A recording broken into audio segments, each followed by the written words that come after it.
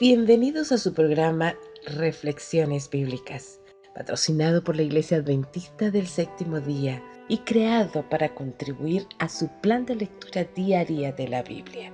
Con ustedes, el pastor Orlando Rosales. Segundo libro de Samuel, capítulo 2, versos 1, 3 y 4. Después de esto aconteció que David consultó a Jehová diciendo: ¿Subiré a alguna de las ciudades de Judá? Y Jehová le respondió: Sube. David volvió a decir: ¿A dónde subiré? Y él le dijo: a Hebrón. Llevó también David consigo a los hombres que con él habían estado, cada uno con su familia, los cuales moraron en las ciudades de Hebrón. Y vinieron los varones de Judá y ungieron a David por rey sobre la casa de Judá. Y dieron aviso a David diciendo: los de Jabes de Galaad son los que sepultaron a Saúl. David había estado exiliado de su país, pero la muerte de Saúl le había abierto el camino para que volviera a su patria. Pero antes de regresar, David procuró conocer la voluntad del Señor. Fue Dios quien le dijo: sube a Hebrón. Hebrón fue el lugar donde Abraham había habitado, y el lugar de la tumba de Abraham, Sara, Isaac y Jacob. Se adecuaba bien para ser la capital provisional del reino meridional de David. No solo era un baluarte en las montañas de Judá, entre gente favorable a David, sino que también era un lugar lleno de recuerdos de los antiguos patriarcas. La ciudad se convirtió en el hogar de David durante los siguientes 7 años. David ya había sido ungido en privado por Samuel en el capítulo 16, verso 13. Esto le dio la evidencia de que su nombramiento provenía de Dios. Ahora fue ungido públicamente como reconocimiento de que era aceptado por la tribu de Judá.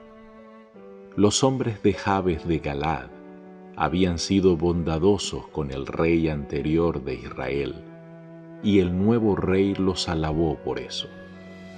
David no albergaba rencor para con la memoria de Saúl, aun cuando había sufrido mucho a manos de él.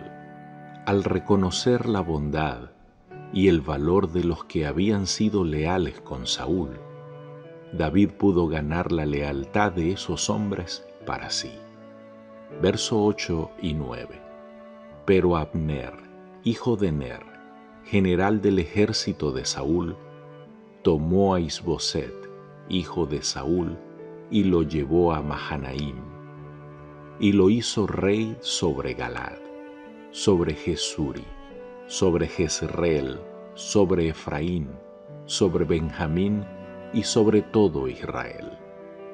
Cuando Saúl llegó a ser rey, colocó a su tío Abner como comandante en jefe de su ejército. Había estado con Saúl cuando persiguió a David, y ahora no estaba dispuesto a que el hombre, a quien por tanto tiempo había perseguido, ocupara el trono en el cual había reinado Saúl.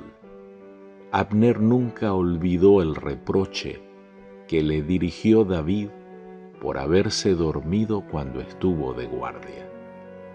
Isboset, el más joven de los 4 hijos de Saúl. Los otros hijos fueron muertos con Saúl en la batalla del monte de Gilboa. La coronación de Isboset como rey de Israel se debió al propósito obstinado de Abner.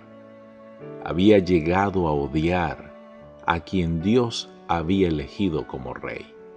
Era un hombre carente de principios, consagrado a sus rastreros y egoístas intereses, antes que al pueblo o a cumplir la voluntad del Señor.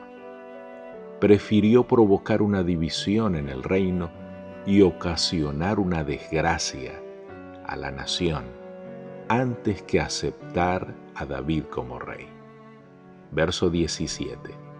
La batalla fue muy reñida aquel día, y Abner y los hijos de Israel fueron vencidos por los siervos de David.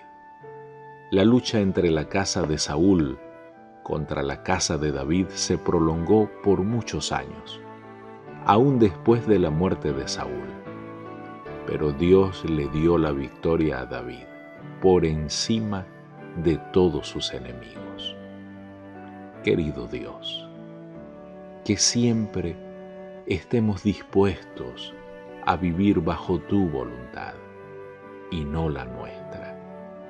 Que seas tú nuestra mayor motivación y que a ti te podamos servir con todas las fuerzas de nuestro corazón.